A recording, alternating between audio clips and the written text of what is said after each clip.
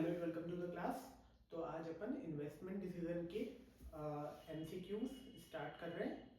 ठीक है, तो स्टार्ट करते हैं। फर्स्ट क्वेश्चन इसमें, a capital budgeting technique which does not require computation of cost of capital for the decision making. तो क्या होता है, नेट प्रेजेंट वैल्यू में के यूज होती है, इंटरनल रेट ऑफ रिटर्न में अपन के निकालते हैं, मॉडिफाइड रेट ऑफ रिटर्न में भी अपन को के निकालनी पड़ती है, पर पेबैक पीरियड में अपन के का कोई काम नहीं है। If the two alternative proposals are such that acceptance of one shall exclude the acceptance of another, तो वो कौन से होते हैं, mutually exclusive decision. In case of company consider a discounting factor higher than the cost of capital. क्या है discounting factor? Higher than the cost of capital. ठीक है, तो for arriving at present value, the present value of cash inflow, तो present value of cash inflow क्या होगी? Less than the computer cost. क्योंकि देखो कॉस्ट ऑफ कैपिटल कम है तो अपन जिससे डिवाइड कर रहे हैं वो कम है, डिस्काउंटिंग फैक्टर ज़्यादा है तो डिस्काउंटिंग फैक्टर मान लो 10 है तो 10 से डिवाइड कर रहे हैं, और कॉस्ट ऑफ कैपिटल 9 है तो 9 से डिवाइड कर रहे हैं, तो क्या होगा, कॉस्ट ऑफ कैपिटल वाला हमेशा ज़्यादा आएगा और वो डिस्काउंटिंग फैक्टर वाला कम आएगा। ठीक है, if the cut off rate of the project is greater than IRR, तो क्या होता है भाई, IRR कट ऑफ रेट मतलब WACC is more than IRR, मतलब अपन जितना कमा रहे हैं उससे ज़्यादा वो एक्सपेक्ट करते हैं कि अपन से कमाएं, या फिर वो अपन से चाहते हैं कि जैसे इक्विटी, डैप, और ये चाहते हैं कि अपन उनको 10% रिटर्न दे, पर अपन कमा कितने हैं 9%, तो ये प्रपोजल रिजेक्ट करेंगे अपन। ठीक है, while evaluating the capital investment proposal, the time value of money is used which of the following technique। तो किसमें होता है टाइम वैल्यू ऑफ मनी, किसमें होता है नेट प्रेजेंट वैल्यू में। ठीक है, IRR favour project proposal where the cash inflows at early stage of. कौन सा प्रोजेक्ट प्रपोजल सही रहता है IRR के हिसाब से, कौन सा फेवर करता है, जहां पे कैश इनफ्लो अर्ली स्टेज पे आ जाए। ठीक है, उसके अलावा बेकार है इसमें, द री investment assumption in the case of IRR technique assumes that cash री इन्वेस्टेड, क्या होता है, कैश को री इन्वेस्टेड करते जाते हैं, किस पे इन्वेस्ट करते हैं, इन द प्रोजेक्ट IRR। ठीक है, मल्टीपल IRR से question number 8, multiple IRRs are obtained when the cash inflow are early stage are project as the cash inflow, ये नहीं होता है। रिवर्स साइड जहाँ आता है वहां पर मल्टीपल IRR क्या होता है, जैसे आज अपन ने 10,000 रुपये लगा के फिर वो कैश इनफ्लो आते जाएंगे। ठीक है, और मान लो अपन प्रोजेक्ट के बीच में वापस 20,000 रुपये लगा रहे हैं तो मल्टीपल IRR आएगी, तो रिवर्स हो गया ना, अपना कैश इनफ्लो आ रहा था पर अपन ने कैश आउटफ्लो कर दी। ठीक है, depreciation is included at the cost which of the following technique. Depreciation किस में इंक्लूड होता है, दिमाग लगाओ। अकाउंटिंग रेट ऑफ रिटर्न नहीं, नेट प्रेजेंट वैल्यू यस। ठीक है, उसके बाद अपन कौन सा कर रहे हैं, management is considering 1 lakh as investment in a project with a proposal of 5 years, और टोटल इनकम जो अपनी आ रही है 60,000 आ रही है, अपन को एवरेज रेट ऑफ रिटर्न निकालनी है। तो एवरेज रेट ऑफ रिटर्न कैसे निकालेंगे, 60,000 का एवरेज करा 5 से, तो क्या आता है 5 दैट इज 12,000, और 1 lakh divided by 2 that is 50,000, तो 12,000 divided by 50,000 and 200 that is 24%।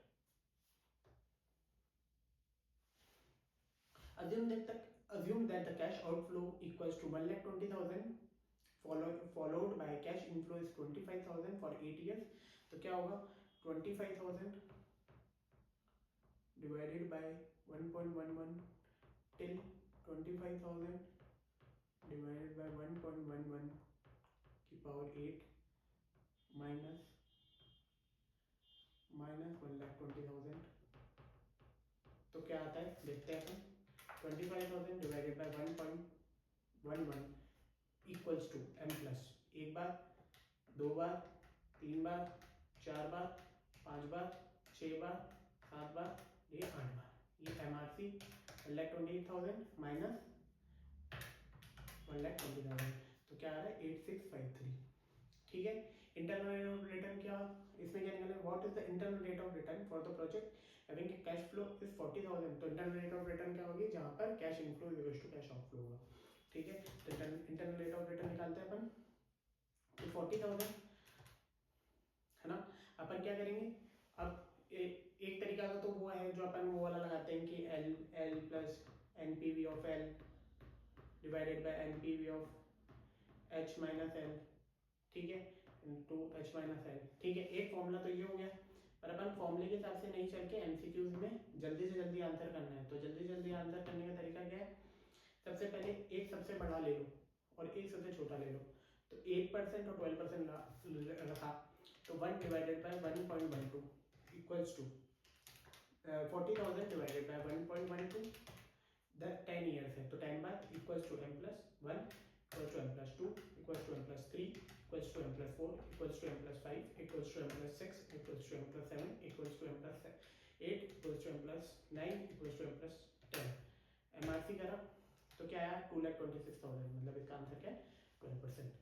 तो अपन कैसे ट्राई करना है, सबसे पहले 8% से देख लो, 12% देख लो, उसका अगर फॉर्मूले से लगा लो तो फॉर्मूले से लगा लो, नहीं तो इससे कर लो। ठीक है, while evaluating the investment, the realizing working capital at the end of project life should be considered as, जो वर्किंग कैपिटल लास्ट में मिलता है उसको क्या करते हैं, कैश इनफ्लो, टर्मिनल वैल्यू में ऐड करते हैं ना। कैपिटल राशनिंग क्या होता है, capital rationing refers to funds are restricted at the management and has been among them. हाँ, तो क्या होता है, फंड्स आर रेस्ट्रिक्टेड, ठीक है, funds are unlimited at the management नहीं होता, फंड्स आर रेस्ट्रिक्टेड होता है, रेस्ट्रिक्टेड होता है। Capital budgeting is done for long term investment. ठीक है, इसके अलावा सारे क्वेश्चंस हो गए। ठीक है, अब अपन चलते हैं केस सिनेरियो पे, इसका केस सिनेरियो देख लेते हैं।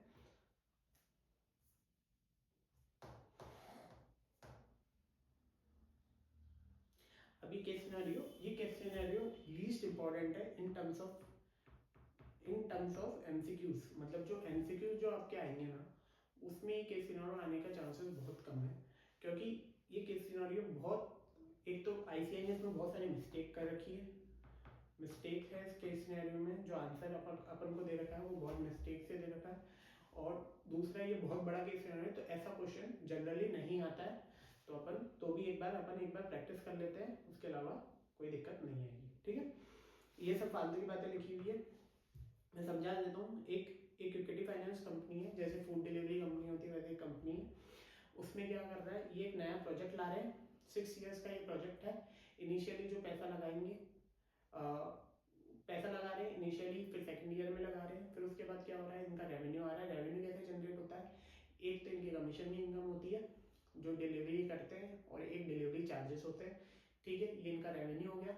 उसके अलावा इनकी कॉस्ट क्या क्या होती है, इनकी एडवर्टाइजमेंट कॉस्ट होती है, उसके अलावा जो अपना डिलीवरी मैन का खर्चा होता है वो होती है। ठीक है, तो अपन इसको स्टार्ट करते हैं, है ना, एक एक करके। और इसके अंदर क्या दे रखा है, एक कैपिटल स्ट्रक्चर दे रखा है, तो उसके हिसाब से अपन WACC निकाल लेंगे। ठीक है, सबसे पहले अपन ये देख लेते हैं कि अपने क्या क्या चीज काम आएगी, क्योंकि अपन केस सिनेरियो में क्या करते हैं, सबसे पहले अपन क्वेश्चन देखते हैं किस तरीके से क्वेश्चन क्या क्या पूछना चाह रहे हैं, उस हिसाब से अपन ये पढ़ेंगे, फिर अपन उसका आंसर करेंगे। ठीक है, one of the world discounting rate के हिसाब से प्रोजेक्ट की वो बेस्ट एस्टिमेट निकालनी है, तो इसमें क्या है, WACC निकालनी है। ठीक है, which one of the following is the best measure for delivery partner required for year 1 का डिलीवरी पार्टनर निकालना है इसके अंदर। ठीक है, which one of the following is the best measure for total revenue निकालना है ईयर 3 का टोटल रेवेन्यू निकालना है। विच one of the following is best represent losses कहाँ तक हुए उसको, तो वो निकालना है, और बेस्ट मेजर फॉर एनपीवी निकालनी है। ठीक है, तो अपन स्टार्ट करते हैं। इसके अंदर देख लीजिए, इसके अंदर क्या बोल रखा है, ये फालतू की बात बोल रखी है। उसके बाद क्या बोल रखा है, न्यू सेगमेंट के अंदर रेशियो क्या लगेगा, डेब्ट इक्विटी और प्रेफरेंस शेयर्स का 3:2:5। ठीक है, तो 3:2:5 रहेगा। फिर the quick grocery delivery requires 30 crore, 30 crore का शुरू में इन्वेस्टमेंट है 0th ईयर पे, and to start the subsequently 20 crore at the start of year 2, मतलब at the start of year 2 क्या हो गया, at the end of year 1। ठीक है, 25 crore at the fund start of year 4 मतलब at the end of year 3। उसके बाद the operating finance is expected to be following lines, मतलब क्या क्या फाइनेंस किस तरीके से रहेगा, तो उनका उस किस तरीके से बता रखा है कि फर्स्ट ईयर में किस तरीके से अपने पास पैसा आएगा। नंबर ऑफ क्विक ऑर्डर्स आए 10,000 per day, number of overnight orders आए 2,000 पर डे। अब उसमें क्या इसका पैसा रहता है, टिकट साइज बता रखी है क्विक ऑर्डर्स का, 5,000 ऑर्डर जो आए वो 500 प्लस 500 पर डे, 500 पर ऑर्डर आया, 3,000 ऑर्डर 500 से 500 तक आते हैं, 1,000 से 2,000 ऑर्डर अबाउट 1,000 ऑर्डर 200 के आते 2,000 आते हैं, और उसके बाद बता रखा है लास्ट में 1,000, तो इसका एक एवरेज टिकटिंग साइज बता रखा है 700, ठीक है।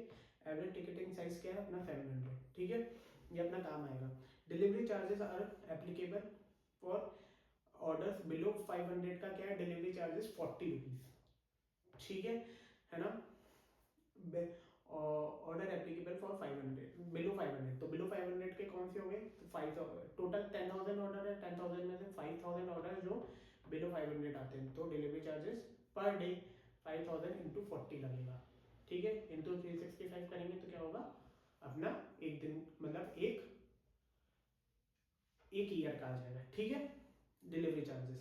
उसके बाद क्या बोल रखा है, company would charge 5% on invoice value for the seller quick delivery and 7% for overnight charges. मतलब क्या बोल रहा है, कमीशन किस हिसाब से बोल रखा है, ठीक है, उन्हें कमीशन बोल रखा है 10,000 इंटू 700 का 5%, ठीक है, ईयर 1 के लिए, ठीक है, वो उनको कमीशन मिलेगा। अब अपन को ओवरनाइट चार्जेस के बारे में बता रखा है, ओवरनाइट चार्जेस क्या बोल रखा है, हाँ, इसमें ओवरनाइट चार्जेस में अपन को एक क्या मिलेगा 2,000 इंटू 700, 2,000 इंटू नो 750 है, क्योंकि average ticketing size overnight charges का क्या होता है 750 होता है, 750 इंटू 7%, एक तो ये मिलेगा। और क्या बोल रखा है, overnight deliveries would be available to a subscription based customer and subscription charges क्या बोल रहे हैं 5,000 पर annum, मतलब अगर सब्सक्रिप्शन लोगे तो ही आप ओवरनाइट ऑर्डर कर सकते हो, and each overnight expected to having average ticketing size क्या है 750, ठीक है।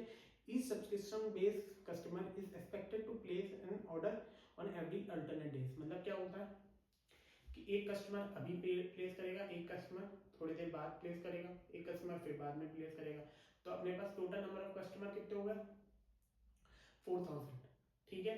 बट अपन क्या करेंगे, इसके अंदर आईसीआई ने मिस्टेक कर रखी है, ठीक है, तो अपन वो मिस्टेक देखेंगे, अपन किस तरीके से सॉल्व करा हुआ है वो देखेंगे, तो उसमें अपन मिस्टेक के बारे में पता चलेगा, ठीक है। तो किस तरीके से अपन रेवेन्यू कैलकुलेट करेंगे, to the quantity of order is expected to growing, मतलब अब क्या कर रखा है ईयर 1 में, ईयर 1 में क्या ग्रोथ होती है, ईयर 2 में क्या ग्रोथ होती है, ईयर 3 में क्या ग्रोथ होती है, तो ईयर 1 का तो अपन कैलकुलेट कर लेंगे, ईयर 2 में बोल रखा है 20%, ईयर 3 में बोल रखा है 15%, ईयर 4 में बोल रखा है 10% और ईयर 5 में बोल रखा है 5%, ठीक है। Beyond this it is expected to remain constant, उसके बाद क्या है कांस्टेंट रहेगी, मतलब 5% है तो फिर वो कांस्टेंट रहेगी, ठीक है, remain unchange. The proportion of order is expected to remain unchange, मतलब 6th ईयर में जो 5 ईयर में वही 6th ईयर में रहेगा, ठीक है। To attract the prospective customer it is likely to spend heavily on advertisement, advertisement वो स्पेंड कर रहा है, क्या एडवर्टाइजमेंट में कैसे स्पेंड कैसे कर रहा है, the advertisement and promotional activities would be cost 7 crore, 8 crore और 10 करोड़, फर्स्ट सेकंड और थर्ड ईयर का बता रखा है 7 करोड़ और 8 करोड़ और 10 करोड़, ठीक है। फिर रेम्यूनरेशन चार्जेस बोल रखा है 15,000 पर मंथ फिक्स्ड प्लस 20 पर डिलीवरी, क्या कर रहा है 15,000 पर मंथ, पर आईसीआई ने इसमें भी मिस्टेक कर रखी है, ये 15,000 की जगह पर मंथ की जगह यहाँ पर एनम कर लो, क्योंकि आईसीआई ने पर एनम के साथ कर रखा है, प्लस 20 पर delivery and each delivery partner can deliver 30 orders, ठीक है, हर डिलीवरी पार्टनर कितना 30 ऑर्डर्स पर डे डिलीवर कर पाता है, ठीक है। एंड एडिशनल प्रोविजन अपन क्या करेंगे भाई, हर जैसे अपन को डिलीवरी पार्टनर नीडेड है 2, तो अपन क्या करेंगे उसका 50% ज्यादा रखेंगे, ठीक है, मतलब 3 रखेंगे, ठीक है, हमेशा ठीक है, क्योंकि कोई भी सडन अनसर्टेनिटीज के लिए ये चीज़ रखना पड़ेगा। The IT infrastructure customer care expenses, फिर एक एक्सपेंसेस और बता रखा है कि 8 करोड़ ईच ईयर में आईटी इंफ्रास्ट्रक्चर एक्सपेंसेस होते हैं। इनकम टैक्स के बारे में बता रखा है, और फिर इक्विटी प्रेफरेंस और इनकम की कॉस्ट ऑफ कैपिटल दे रखी है। तो अब अपन इसको कैलकुलेट करते हैं। ठीक है, सबसे पहले अपन को WACC निकालना है, तो 3:2:5, 3, 2 और 5, और इसके अंदर क्या दे रखा है, इनकम टैक्स अलाउड, डेप्रिसिएशन के बारे में बता रखा है। डेप्रिसिएशन कितना है अपने पास, 20%। मतलब अपन जब कैश फ्लोज निकालेंगे तो उसके अंदर डेप्रिसिएशन माइनस करके डेप्रिसिएशन ऐड करेंगे, इसलिए अपन को क्या कर रखा है, डेप्रिसिएशन रेट दे रखी है। And applicable tax rate is 25%। Applicable tax rate कितना रहेगा, 25%। The after tax cost of debt is 15, debt preferred shares equity के दे रखा है 10%, 11%, 15%। 10%, 11% और 15% सेम, ठीक है, इंटू 10% इंटू 11% इंटू 15%। ठीक है, अपन करेंगे 3 into 10%, that is 3 into 10, 3 into 11, 5 into 15,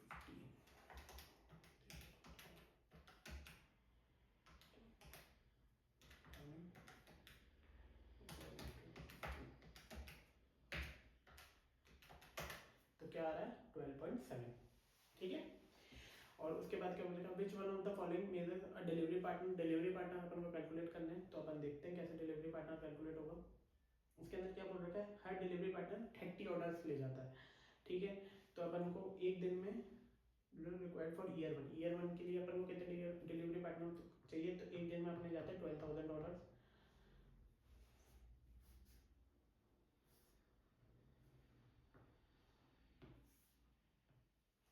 12,000 orders जाते हैं। ठीक है, डिवाइडेड बाय अपन क्या करेंगे, एक डिलीवरी पार्टनर कितने ले जाता है, 30 ऑर्डर्स, तो कितना हो गया, 12,000 डिवाइडेड बाय 30, दैट इज 400। और उन्होंने क्या बोला है, हम हमेशा बफर के लिए 50% ज्यादा रखते हैं, तो 400 का 50%, दैट इज 600। ठीक है, ये आ गया आंसर। फिर उसके बाद क्या बोलेगा, best measures the total revenue, ये निकालेंगे, ये अपन को कैलकुलेट करना है। तो अपन एक बार इसका सॉल्यूशन के हिसाब से देख लेते हैं, कि मैं आपको बता देता हूँ कि क्या क्या अपन को कैलकुलेट करना पड़ेगा। उसके बाद बेस्ट रिप्रेजेंट अ लॉस, और उसके बाद एनपीवी निकालनी है। तो आ जाओ अपन इसका सॉल्यूशन देख लेते हैं।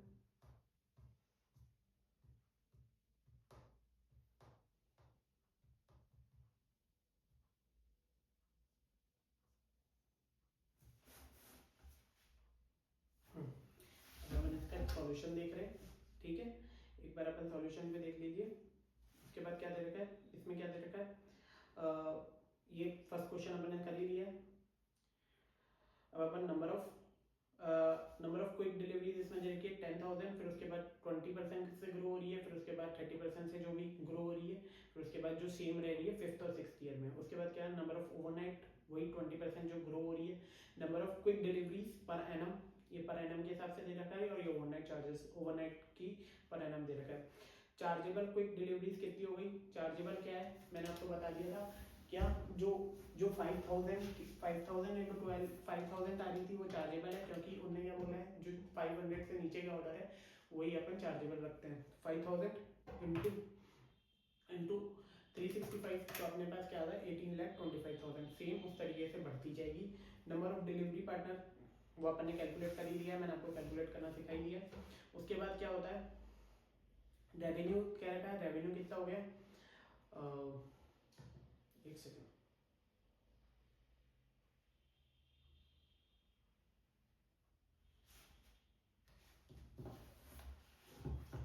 रेवेन्यू क्या रखा है, रेवेन्यू कितना हो गया, total revenue number of quick deliveries के हिसाब से, क्योंकि इसने क्या बोल रखा है, number of quick deliveries into 40। ठीक है, नंबर ऑफ सेलर कमीशन के हिसाब से मिल रहा है 5%, मैंने आपको बता दिया था कैसे कैलकुलेट होगा। फॉर ओवरनाइट सब्सक्रिप्शन चार्जेस, इसमें गलत कैलकुलेट कर रखा है, मैंने आपको पहले बता दिया, 4 इंटू 5,000 होना चाहिए था, इसमें 2,000 डिवाइडेड बाई 2 कर रखा है, इंटू 5,000 कर रखा है। ठीक है, तो उस हिसाब से कैलकुलेट कर रखा है इसने, 2,000 divided by 2, that is 1000 into 5000, ठीक है, ये कैलकुलेट हो रखा है। फिर उसके बाद जो उसने हर ईयरली जो बढ़ रहा है उसमें हर ईयरली उसका बढ़ रहा है, ठीक है। उसके बाद क्या बोल रखा है, फ्रॉम द ओडी सेलर का कमीशन, मतलब ओवरनाइट का जो कमीशन है वो बता रखा है, मैंने आपको पहले बता दिया 7% आएगा 750 के हिसाब से। टोटल रेवेन्यू इसका आई है, मिस्टेक कहाँ थी, यहाँ, ठीक है। उसके बाद एडवर्टीजमेंट का उसने बता रखा है, जैसे अपन एडवर्टीजमेंट करेंगे, ठीक है।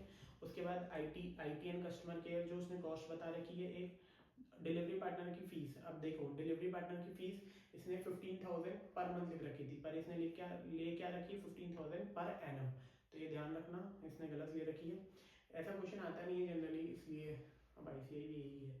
डिलीवरी पार्टनर कमीशन दे रखा है, डिलीवरी पार्टनर का कमीशन उसने बोल रखा था 20 पर कमीशन लगेगा नंबर ऑफ ऑर्डर्स के हिसाब से, तो डिलीवरी पार्टनर का कमीशन दे रखा है। डेप्रीशिएशन दे रखा है, अब डेप्रीशिएशन 30 उसने फर्स्ट ईयर में इन्वेस्ट करा तो 30 फर्स्ट ईयर से डेप्रीशिएशन लगता जाएगा, ठीक है। उसके बाद उसने सेकंड ईयर में जो फर्स्ट ईयर के एंड में इन्वेस्ट करा था और कितना इन्वेस्ट करा था 20, तो उसका सेकंड ईयर से डेप्रीशिएशन लगेगा, ठीक है। डेप्रीशिएशन की कैलकुलेशन में मैंने समझा दी है। फिर टोटल कॉस्ट आ रखी है, फिर प्रॉफिट बिफोर टैक्स आ रखा है, minus tax, profit after tax आ रखा है। तो नंबर अब अपन को क्या क्या निकालना था, सबसे पहले अपन को निकालना था टोटल रेवेन्यू निकालना था ईयर 3 का टोटल रेवेन्यू कितना हो गया अपने पास, ईयर 3 का टोटल रेवेन्यू हो गया 33.68, ठीक है। उसके बाद अपन को वो निकालना था कि किस किस ईयर में अपना लॉस बन रहा है, तो किस किस ईयर में अपना लॉस बन रहा है तो अपन देख लेते हैं। प्रॉफिट बिफोर टैक्स 1, 2, 3 और 4, मतलब ये 1, 2, 3, 1 ईयर 2 ईयर 3 और ईयर 4 में अपना लॉस हो रहा है, ठीक है। उसके बाद क्या दे रखा है, उसके बाद उसने प्रेजेंट वैल्यू निकाल रखी है, तो प्रेजेंट वैल्यू अपन निकाल ही लेंगे, ठीक है। प्रेजेंट वैल्यू कैसे निकालनी है वो भी इसने दे रखा है, ठीक है। कैलकुलेशन ऑफ एनपीवी 39.35 आ गई अपनी एनपीवी, ठीक है। तो अपन आगे बढ़ते हैं। कैश फ्लो आफ्टर टैक्स आ ही रहा है, ठीक है, उसको माइनस करेंगे तो अपना क्या आएगा, एनपीवी आ जाएगा, जब अपन उसको डिवाइड करके निकालेंगे, ठीक है। तो अपन देख लेते हैं एक बार एनपीवी कितनी आएगी इसके अंदर, 39.35,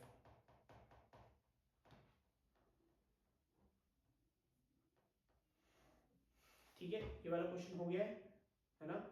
इसमें क्या आया था 33.66, ठीक है। 1, 2, 3, 4 में अपना लॉस हो रहा था और इसमें क्या आया 39.35, ठीक है। तो अपने सारे क्वेश्चन हो गए। ये क्वेश्चन लीस्ट इंपॉर्टेंट में है, बट इसको एक बार देख के जाना, ये वीडियो सुन के चल जाना भले ही, तो अपना ये काम हो जाएगा, वैसे कोई दिक्कत नहीं आएगी। और आपको कोई भी डाउट आता है तो आप मुझे पर्सनल मेरे व्हाट्सएप नंबर पर DM कर सकते हैं 7073507978, ठीक है। और भी कोई चैप्टर्स का अगर आपको रिवीजन चाहिए तो आप मुझे कमेंट बॉक्स में डाल दीजिएगा कि इस चैप्टर का रिवीजन चाहिए, और कोई भी चैप्टर का कोई भी क्वेश्चन पे डाउट हो तो आप मुझे पर्सनली DM कर लीजिएगा, ठीक है। और जितना हो मॉड्यूल पे फोकस रखें, अभी एग्जाम